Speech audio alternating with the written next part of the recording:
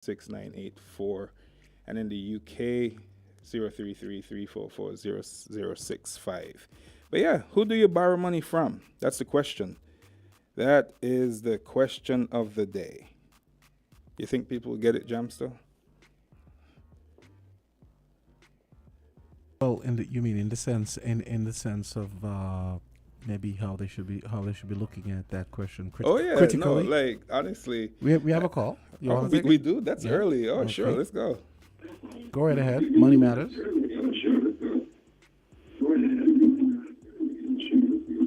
Okay, caller. You need to talk. Okay, caller. I'm gonna have to drop.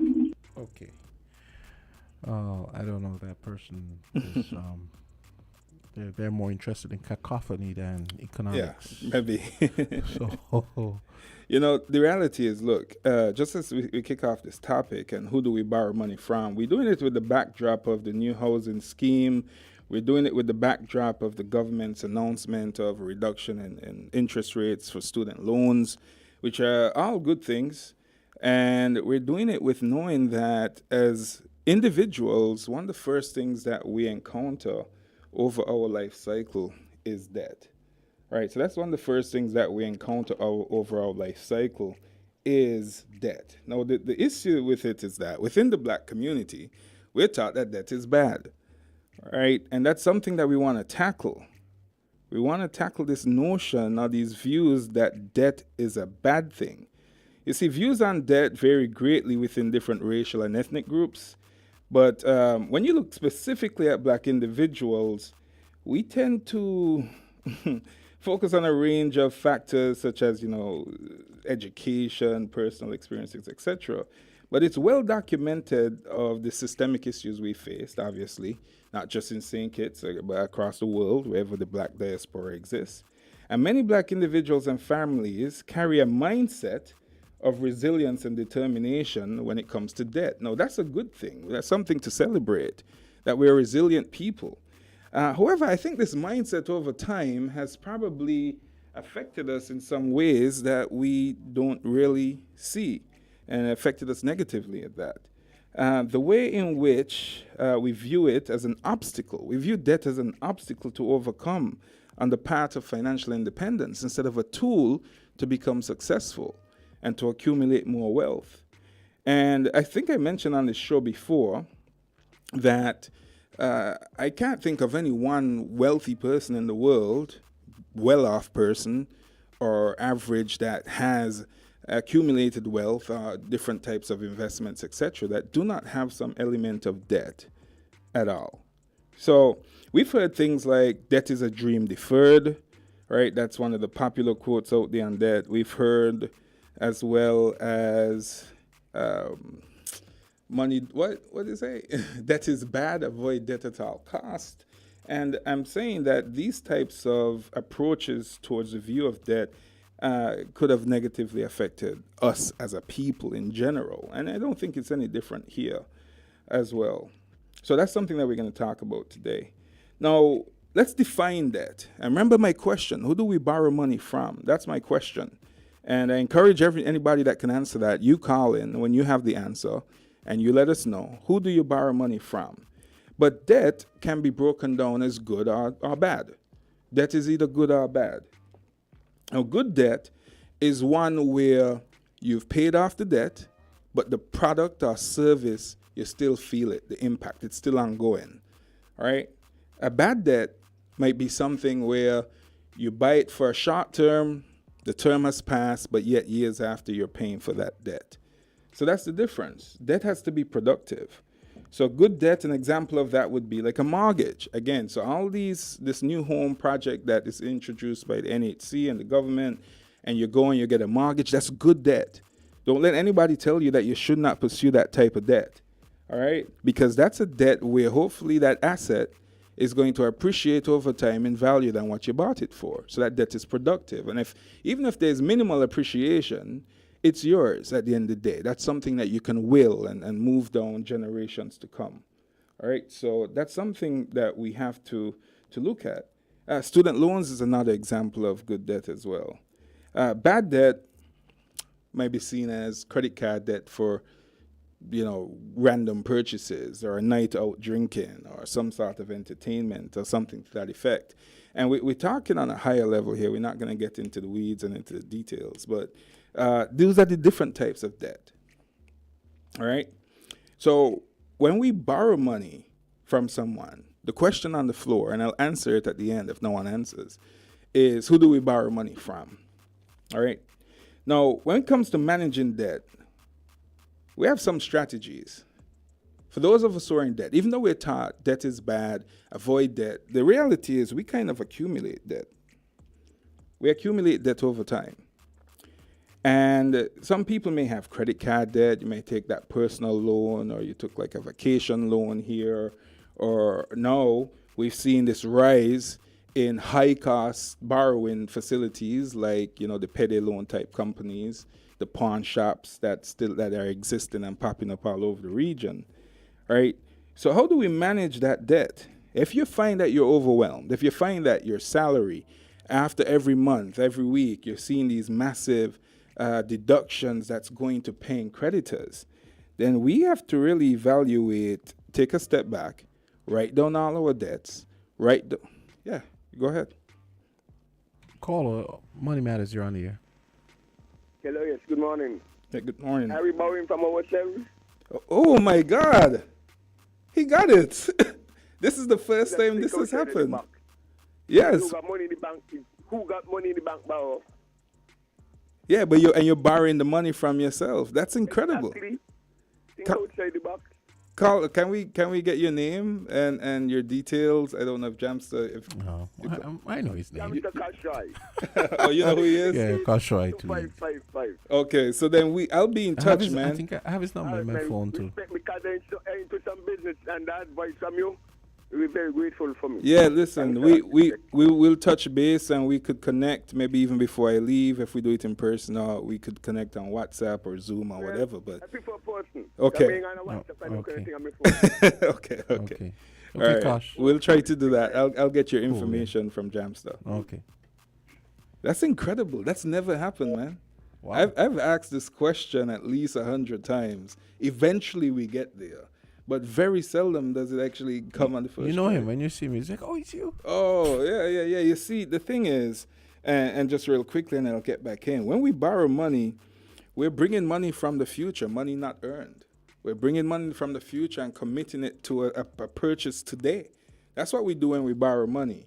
You borrow money in periods where your income is not as high as your consumption, right? Our spending needs. So you borrow money to offset that. Now, how you borrow money really fits into whether the good debt versus the bad debt. All right. And then we have to be careful about accumulating too much debt, because that's where the managing debt comes in. It's good to have different types of debt, but we have to manage it. So I was saying before the call, and congrats to that caller, who do you borrow money from? We borrow money from ourselves. So we need to be careful that we're not committing too much of our monthly income to debt.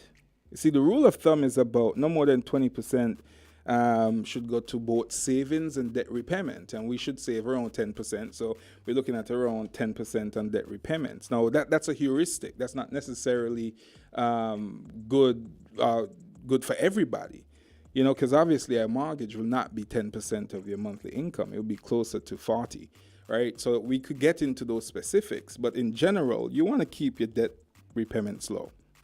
So the advice in terms of managing the debt is write down your totals, and in a column next to it, write down the interest rates, all right? And write down the terms. How many years, what's the interest, and what's the balance?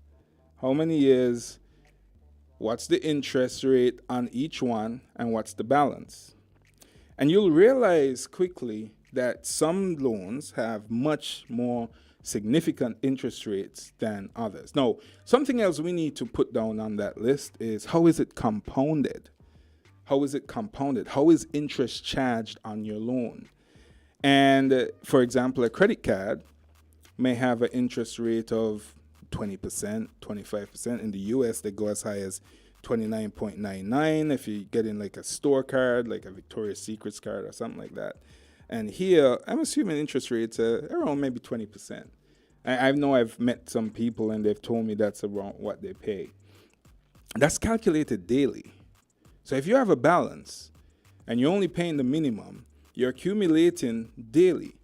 So as a rule of thumb, right, if you look at the rule of 72, one of the things too that you could do if you're only paying the minimums, right, on things like a credit card specifically, the minimum payment that the bank says or suggests, then divide 72 by your interest rate. And that's how long it would take for that debt to double. It's called the rule of 72. Divide 72 by the interest rate. So, for example, on a 20% interest rate on a credit card, that's 3.6 years for that debt to double while you're paying the minimum. And some people look at the minimum as an endorsement of they'll be okay if they just pay that. So we have to be careful. And if you have a mortgage, what's the interest rate? No, the interest rate on your mortgage, because your mortgage is called a collateralized debt. That's the type of debt. It's a good debt, all right? The interest rate on that is usually going to be lower than on a credit card, which is a revolving debt because it's unsecured. There's no asset tied to it. With a mortgage, if you fail to pay, what is the bank going to do? The bank is going to repossess the house and be able to recoup their money, all right? So you write that down, and you'll notice that the interest rate on the bank is going to be, for mortgage, is going to be a lot less than the credit card, and so on. You do that for your car note, you do that for your personal loan, etc. And we just want to prioritize in terms of how do we overcome? And we have to prioritize the debt. Now, there are a couple of strategies for paying off debt. And we're just talking about this on an extremely, extremely, extremely high level. All right. We have the snowball method. After you've categorized your debt, you've listed them out. We've listed out our interest rates. We've listed out the number of years we have to repay. All right. We're then going to go and figure out, okay, how do we pay this off? Now, there are a bunch of debt calculators online. You could Google it. There are probably some as well in the App Store, whether or not you're on Google or if you're on Apple. The debt strategies that they use in their apps, though, is called one, snowball method, and then we also have the avalanche method. So one of the two. And we could go into a lot more detail on these. The snowball method is paying off the smallest debts first, and this allows us to gain momentum, versus the avalanche method, which is paying off higher interest debt first, and that allows you to save more money over the long term. Now, it depends on your school of thought, it depends on your personal preference. But remember, we started off these conversations about the psychology of money, and money psychology, and money personality. And the way in which we view debt directly is affected by our money personality. Remember, our money personality, the psychology of money, helps us to moderate not just investing decisions, but borrowing and credit decisions. There's some people that the thought of debt makes them sick. And there's some people that do not mind taking on debt because they see that as a tool, right? So if you are in debt and we want to manage debt and overcome this debt, then we need to have a method to do so. How are we going to do it? The snowball method, we're going to pay off the smallest debts first to gain momentum, or the avalanche method. Now, the avalanche method, after we've listed out our debt, what that's saying is that you're going to pay the debt with the highest interest first. You're going to pay off the debt with the highest interest first. Right? Now, if you pay off the debt with the highest interest first, let's say that's a credit card, then you're going to keep paying. You're going to have to pay way more than the minimums. You're going to figure out your budget, make sure you could afford it, and then you're going to just put that excess money every month that's left over, that surplus, right onto that card. And you pay the interest, all right? And after you've done paying that, you move to the second one. Then you move to the third one and the fourth one, etc. And the goal here is that you will pay in addition to what you were paying before. So if we were paying $1,000 a month on the first debt, but only $100 a month on the second, when you get to the second, you'll pay $1,100. That's an avalanche, so you're picking it up, all right? Now, we contrast this to the snowball method. And you know what a snowball is, if those of us who've been fortunate to see snow, all right? The snowball, the concept is simple. Start small, build momentum. If you take a snowball and you push it down a mountain full of snow. And once the snow is nice and loose and soft and powdery, it's going to build up. It's going to get bigger. You're going to get momentum. All right. And here, we don't focus on interest. Here, what we focus on is the balance. We focus on the balance. And this is my favorite approach. And this is the approach I recommend to most people, because this is the one that you more than likely will be successful at, because of the small, we look at the small balance first. So let's say you have a debt, you have a mortgage, credit card, student loan, car note, and let's say a personal loan. A couple $100 left on that personal loan. It might have not the smallest interest rate or the highest interest rate, but the balance is the smallest. And by paying off that loan first, that personal loan, the small balance, you just had a win. You just had a win. And because you had a win, you're going to probably feel good. You're going to feel good about being successful at, I paid off this debt specifically. I paid off this particular loan specifically. And that's incredible. Right? And then you're going to be more motivated to go and tackle the other one. All right? So that's the snowball method. So that really helps in, over time, building up that momentum and staying with a debt reduction strategy. And that's and again, it goes back to what we talked about last time. You know, can we save? Do we have the income? We have to sit down and look at your budget. These are things that you need to do with your significant other. Do it once a month, once a quarter, once a year. Just do it. And let's see what we could do as a team in terms of managing our debt and coming up in ways in which we can not recycle, obviously get out of debt together, especially if you're in a relationship. Because the thing about it is, if you look at our life cycle, the way in which we live, us over time, right? Being in debt isn't irrational. Having a negative net worth isn't irrational, meaning that you have more debt than assets. Because the goal is that you're going to earn more money, through promotions, through increases in salaries over time. That's the end goal. But the thing about us is that we spend the first 20, 25 years of life, right, spending more than usually we earn. And then we have our ending years of life, which is retirement, spending more than we earn as well. So we only have about, 35 years of productivity in the middle, where not only where we're accumulating assets in terms of houses, business, education, you're also having children. So you're getting married, you're traveling, you might be starting businesses. So right in the middle there, we have to do all that while still saving and managing debt. So we don't want our debt to get out of control. We really don't want our debt to get out of control, because at the end of the day, it could become so overwhelming that it just shuts us down. It could be so overwhelming that you can't do anything else. All we have is repaying of this. And obviously, we could always go down the question that, we should all earn more. That's true, but the reality is what the reality is right now. And if we're not earning more, then we need to figure out a way in which we can manage what we do have. So, for example, for those of you who are thinking about going out and getting one of these mortgage loans to get one of these houses, or any house, you want to build a house, there's usually going to look at something called a debt-to-income ratio. And if we're looking at this debt-to-income ratio, then you want that to be no more than, usually in the U.S. at least, it's around 50%. Now I'm assuming here it should be around the same thing.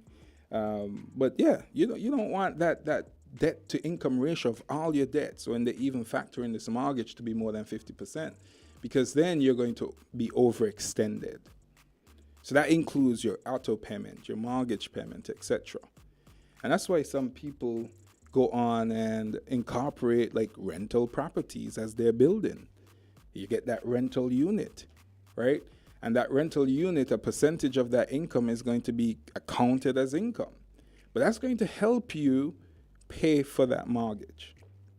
All right? It's called a multifamily approach, right? Now, there's obviously a limit. You can't have 20 apartments and call it a single family home. No, there's going to be a limit. That's an investment versus a personal mortgage, right? So engage your banks, engage the financial institutions to see what you could do. Now, if you're getting a home on the government scheme that they've been advertising, you might not have the ability to have that rental income. So therefore, maybe in the future when you add on and you do it, as we've seen, we've had the culture of getting these starter homes and building, which is good. So at that point, but in the short term, you have to make sure that you can afford it. And that's how the bank is going to work with you there. So we want to make sure that together, when we're accumulating debt and thinking about going into debt, we want to ensure that we are not overextending ourselves. And we want to make sure it's good debt. We want to make sure it's good debt, right? Now, we're not going to knock anyone for their preferences in getting, putting something on a credit card, something that's depreciating, something that's just for instant gratification. Sometimes that's okay. But you also don't want to have too much of that or too many of those experiences. We're all different. We all have preferences. But we don't want to, again, overextend ourselves. So it goes really back to basics. Is this good debt? Is this productive? How does this car allow me to get to work, get from work, and so on? How does this house allow me to make more money? It provides for my family, gives me shelter. I'm able to sleep so I can get up and be productive, right? Is investing in education. That's something that's worthwhile in doing. So after we've defined it, we've managed it. Now, how do we overcome it? How do we overcome it? So like I said, we want to list all these debts that we have, and you want to prioritize them. And I want you to set realistic monthly payments. Don't overextend yourself. Just like when we talked about budgeting, and we said that, the budget is your choice. The budget is your choice. Don't let it manage you. You have to manage your budget. The same thing is it here, because you're going to work these debt repayments within your budget. And once they're within your budget, then you set these realistic budget payments, or monthly payments. You want to stick with the plan. We have to stick with the plan. It's sacrifice. It takes a lot of sacrifice. But the sacrifice won't last forever. It's short term. The sacrifice is short term. All right? And because the sacrifice is short term, it's going to hurt initially, but then you're going to come out on the other side. You're going to pick your debt repayment method, whether avalanche or snowball, and you will be successful, right? So it starts with prioritizing, it starts with setting realistic monthly payments, and you have to stick to the plan. And honestly, and if you can't do it, seek help. If you're struggling, go to your financial institutions, talk to them.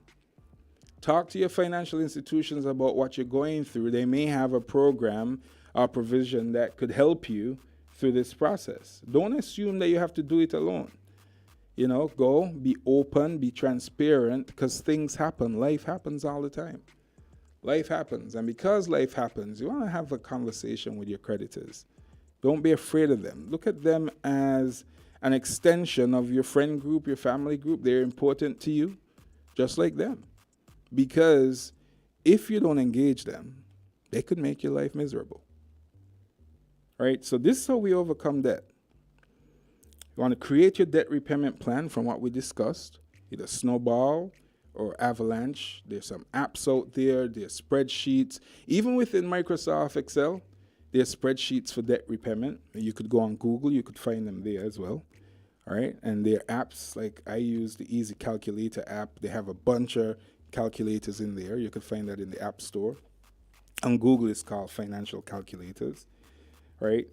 I'm not sure if it's paid on Google, but it's free on Apple. And if you can't do it alone, seek out help. Talk to somebody. Talk to a friend, right? Talk to a family member, or talk to your bankers. Talk to your lenders. Talk to your institutions.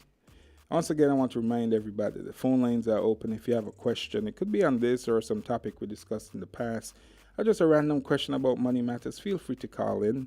The number is 466-0989 or 662-0989, 762-0989. And for friends in the US and Canada, 718-285-6984.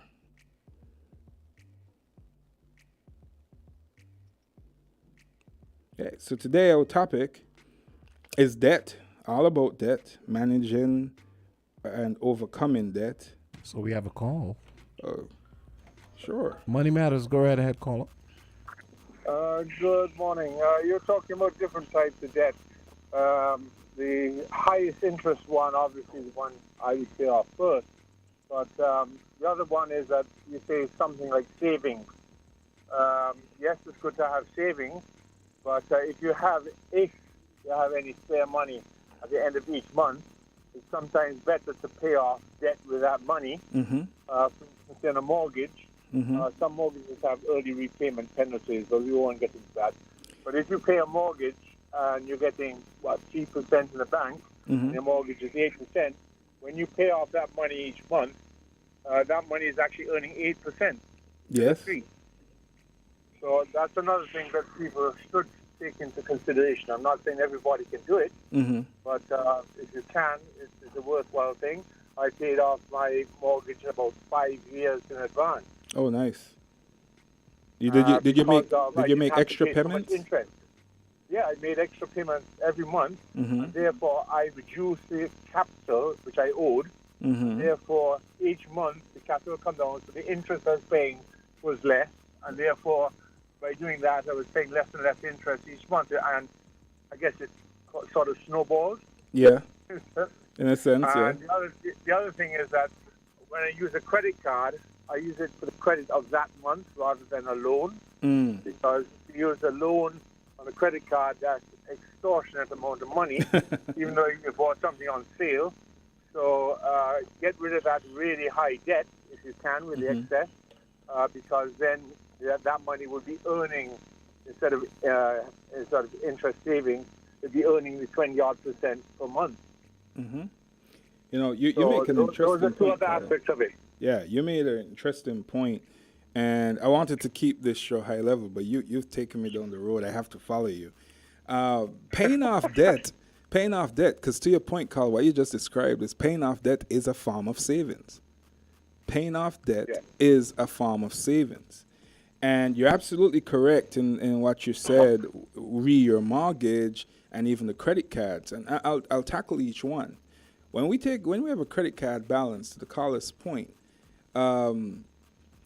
it's an interest-free loan. It really is, as long as you pay it off before the grace period, right? A credit card could be an incredible tool to actually push your expenses out a month. And now, they have credit cards. I see National Bank offers them, and I think maybe Republic also does AA miles. Bank of Nevis as well. They have rewards cards now. And so now we're incentivized for using our credit cards. But here's the thing, you don't get an extra incentive for revolving the credit card debt.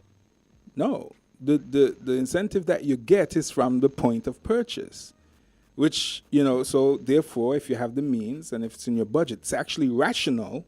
If you know your budget for food is $500 a month, your budget for food is $500 a month, put that on a credit card and get the rewards associated with that budget for food, and then you just pay that off, right? Is that what you do, Carl? Yeah. So the other thing to do is what you're also saying is ultimately we have to live within our budget. There's no such thing as a free loan. No such thing. Yeah. Just go into a bigger debt spiral. Yeah. If you don't. Carl, Thanks very much. Thank you for your insights there, definitely. Yeah, so from that caller, what we've gotten from that caller is that paying off debt is a form of savings, and that's something that I usually say. All right? And then he used the reference of the credit card, but he's using his credit card so sophisticatedly that he's leveraging the rewards. So like James, here's a personal insight. Like on my American miles, because American Airlines was the only airline that came to St. Kitts for a long time, I always took a credit card that had AA miles. And I've been able to accumulate almost like 300,000 miles. That just sits there, right? That's like on a good day, like 10 free trips back home, right? On a good day. You never know because they fluctuate these things all the time. Now, what the caller also said about paying off mortgage or any debt really, he made extra payments, okay? And this also allows us to, when you make those extra payments, they go straight to principal. But he did mention, and a couple institutions here, it's my understanding that they may have some form of prepayment penalty, that if you pay off your loan too quick because they haven't accumulated the amount of interest that they estimated on the transaction, customers are charged a penalty. Now, if this is really true, this is something I would really like to see changed, because you shouldn't be penalized for managing debt. You should not be penalized for managing debt. My honest opinion. All right? And it's not here to create any problems. It's here to create sensitization. That if we want our people to grow, if we want our people to get better, we cannot put up these roadblocks for them to do so. And a prepayment penalty from a financial institution is exactly that. Because, for example, as we're moving towards this bi-monthly, let's say someone cannot afford to make an extra payment, right? Maybe quarterly, semi-annually, annually. Somebody cannot afford to make this extra payment. What we can do, like we talked about, is move towards a more frequent payment. So instead of paying that mortgage once a month, we pay that mortgage no, with the bi-monthly individuals. If you're working for government, starting this next pay period, I think you're getting paid probably soon, this week. That's halfway through the month, right? Yeah. You're going to get that first half of your check and split everything in two. You're going to make more frequent payments, right? And it's going to help you when it goes to principal faster. Now, it's going to help even faster if we are to pay 4 times a month, weekly. So if you have a $2,000 mortgage, you pay $500 a week. If you have a $1,000 mortgage or $1,000 loan repayment, you pay $250 a week. And that's going to pay it off faster. But you have to read your contracts. Engage your banker to make sure there is no prepayment penalty. And even if there is a prepayment penalty, let's weigh the odds. Let's calculate it. What am I going to save versus what it's going to cost me? That's how we make a decision. If the benefits outweigh the costs, we want to go and make that decision all the time. Right? So I want to thank that caller for those tips, because it's absolutely right. Paying off debt is a form of savings. You could get out of debt faster by making extra payments that go directly to principal. Or, as we talked about it under the context of the bi-monthly payment changes the government's about to introduce, you could pay more frequently. The more frequently you pay on a note, the less the interest accumulates overall. All right? And once we start to view that we borrow money from ourselves, and once we start to view that paying debt is actually a form of saving, then I think it's going to change our mindset. It's going to together, even with our money personality, that we are going to have a different view when it comes to borrowing, and therefore, hey, make better decisions and make it easier for us to manage debt and expectations. So thank that caller. If anybody else want to call in, feel free. The lines are open, and I'm happy to have a conversation. So let's avoid debt traps as well. There are a lot of programs out there, you know, again, it's mostly those that are focused on the instant gratification. They're very high interest, high cost, a lot of revolving debt. There usually tends to be more unsecured. Want to avoid those high cost of borrowing. You want to take another call? Yeah, sure. Okay. Money Matters, you're on air. Go right ahead. Hey, good morning to you both. Good morning. I don't know if this has been discussed at any point in time, because I just come on and realize this Money Matters thing, and this is what I love to listen to when I get the time. Okay. But my question, well, clarification for something that your guest spoke about. like I said, I don't know if it was addressed before, but they talk about this debt ratio or something like that, Debt to income? or is debt to income? Mm-hmm. Oh, so when he said 50% debt, it means I was thinking 50% to what? Yeah, to income, yeah. That tends to be what they use. It's a part of the mortgage calculation, right? When you're going through that process. And I like to tell people it's good to go in with your own numbers because they're going to do it for you anyway. So you could correct them. And they tend to look at the debt to income ratio because if you have a mortgage that is. Wait, sorry. Go wait. ahead. Let me ask the other question and then I listen after Awesome. because I'm All on about somebody's phone. Okay, go ahead, Carla. Yes.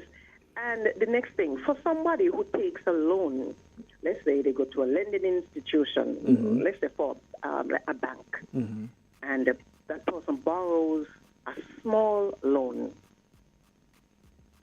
and let's say $5,000, could be $10,000, it could be $15,000, right? I'm not going to mention whether the rate of interest.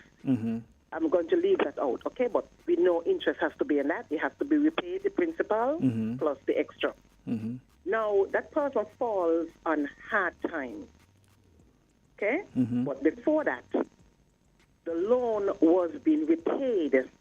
And let's say if it is 10,000, the amount paid on it maybe might have been anywhere in the region of, let's say, $6,000. Well, let's assume that $4,000 remain to be repaid. But hard times come for whatever reason. Let's say like what happened just the past 3 years. COVID, okay. The person is out of a work. And even if they never had a situation like that, payment is not made for whatever reason. Okay, interest is going to accrue on that. What I would like to know is there a cut-off point by the lending institution where it says, hey, look, we have to have a conscience here. $4,000 remaining. This is running on and on and on. And it runs back up now to $10,000 past $10,000 and it's heading up there. Is there a cut-off point? Because, I mean, that extra money that that person will have to pay might end up to be far more than what was borrowed. Is there a cut-off point where these lending agencies are concerned? Have a blessed day. I'll listen. All right, ma'am. Well, you know, that's an incredible question. And just to reiterate, what the caller is asking is, if you have a loan facility and that loan, you know, you're paying and then, you know, life happens like we had COVID and we saw so many people couldn't work, especially those in the hospitality industry and entertainment industry that they were out of work for a long time. And they can't repay the loan. So the balance, they've done a good job. They were due diligent. They paid off a significant amount. Maybe had a small amount of the full loan left. And then they're out of job. They can't pay. And because they can't pay, you have late fees and interest on the interest, and it accumulates, right? So that's what the caller is saying. And the question is there a cutoff? Is there something called too much interest from the part of the banker? And honestly, I wish I could answer that affirmatively. The reality is these financial institutions, credit banks, whatever, they're for-profit businesses. And their first responsibility most times is to their shareholders. That's a business. That's just how a business works. And now I think, and as we saw during COVID, for example, there were more what do you call it? There was some conversations, obviously, with at least a few banks where there was a moratorium on debt. Am I saying that right? There was a period where, you know, people where they didn't have to pay their loans. It was forgiven, for example. Not forgiven, obviously, it was accumulated. You have to pay it back at some point. But they won't have any fees and so associated with it. So looks like they have up. So okay, and hopefully that caller, we if you dropped, please free to call back. So I'm honestly, ma'am, I don't think there is a limit per se. I think that's something that our government should engage with. So there is a cap because that could be debilitating for some people. And I'll get back to this after this call. Yes, Caller, good go ahead. morning. Good morning. Good morning. Good morning. Yes. Now I want you to discuss debt consolidation. Sometimes people are struggling, Mm-hmm. and then the banks encourage you. They say, "Come and consolidate."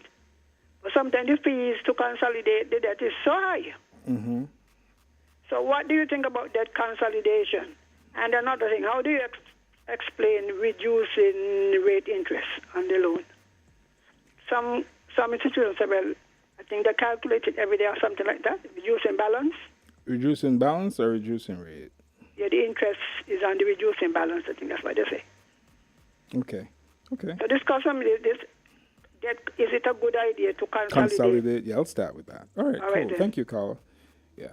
So to back to the previous callers, honestly, I say if we know we're going to be on hard times, let's talk about it with the creditors.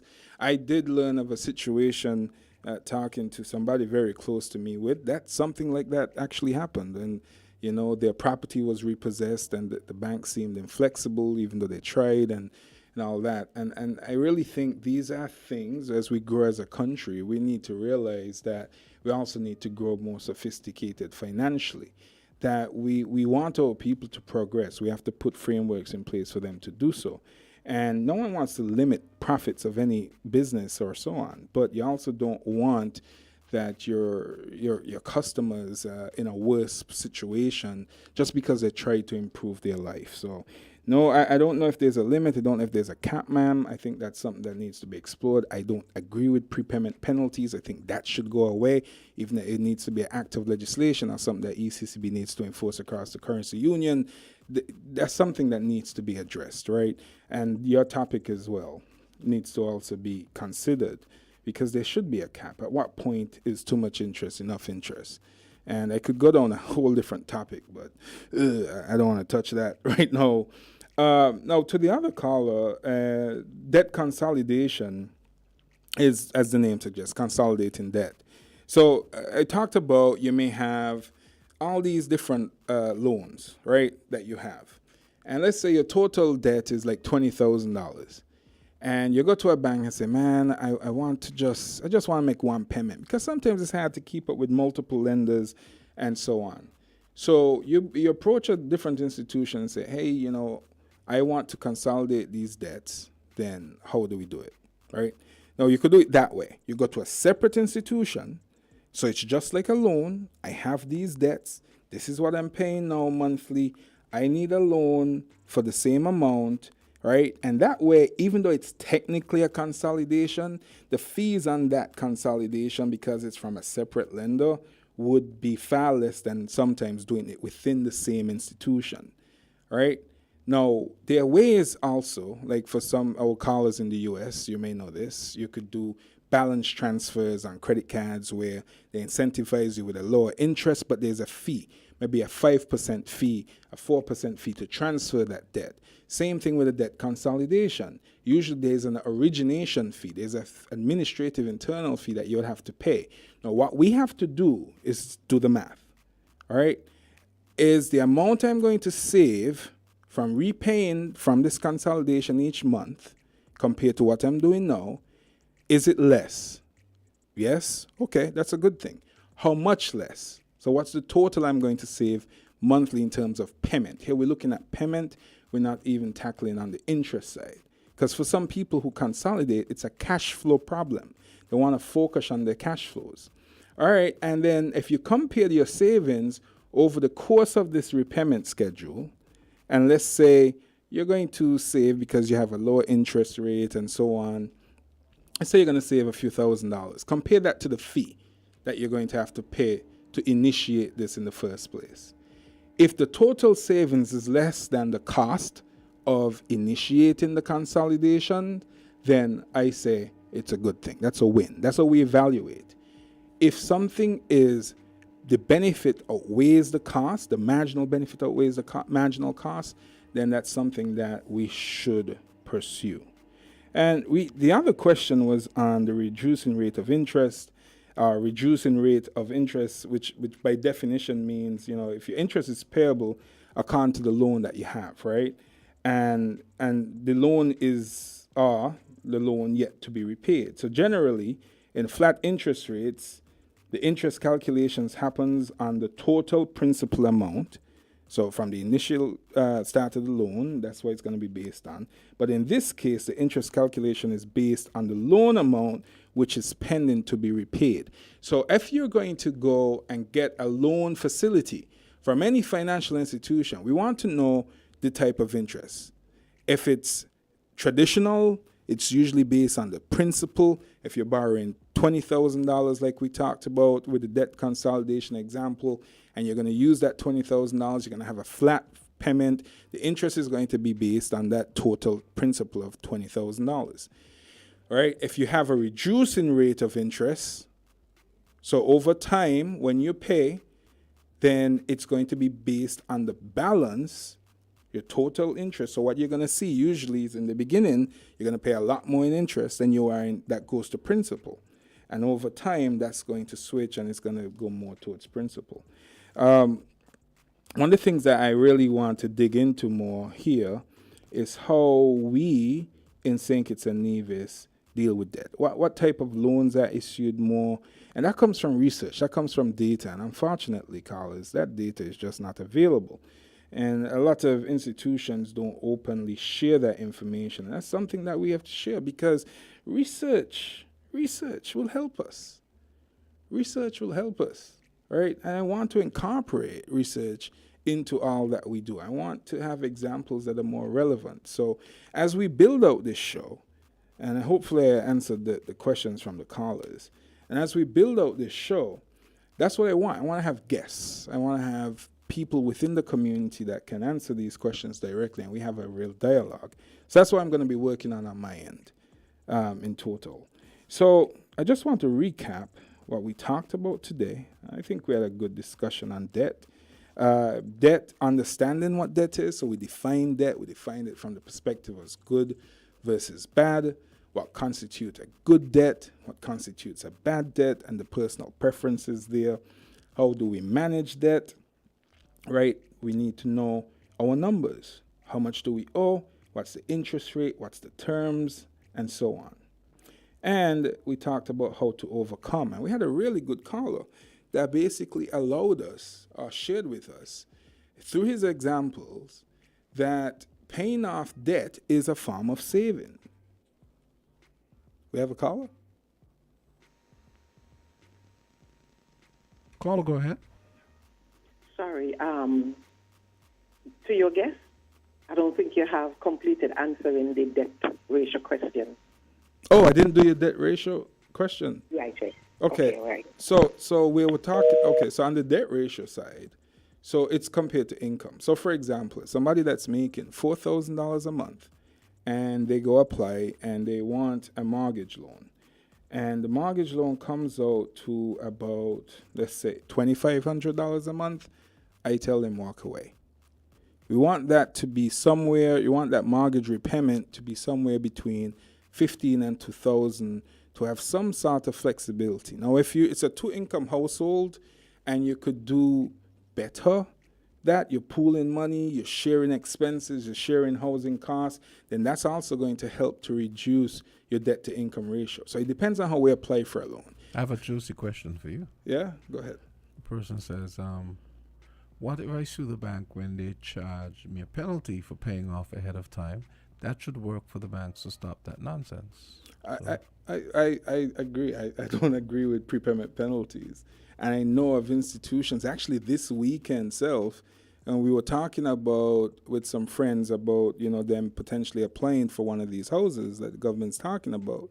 And we're talking about how they could pay it off faster, right? Because they want it to truly become an asset. And they mentioned two different people. Mentioned that one of them were sanctioned from a bank because they paid off their loan too fast.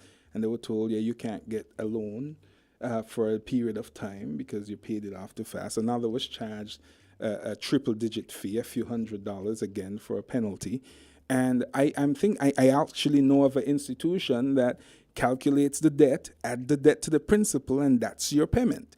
right? So it's not that when you're paying your loan over time, and yes, there's an interest, so you're not just paying for the cost of the interest. By them doing it that way, they've taken out any hope of you saving on any interest from paying off early, because the true principal already includes the interest, the total interest, right? So I call on the people that makes these decisions to look at how, as we're growing now as a society and how we're encouraging our people to accumulate wealth, how some of the standard practices is stepping in the way of just that. I heard I heard the central bank governor said.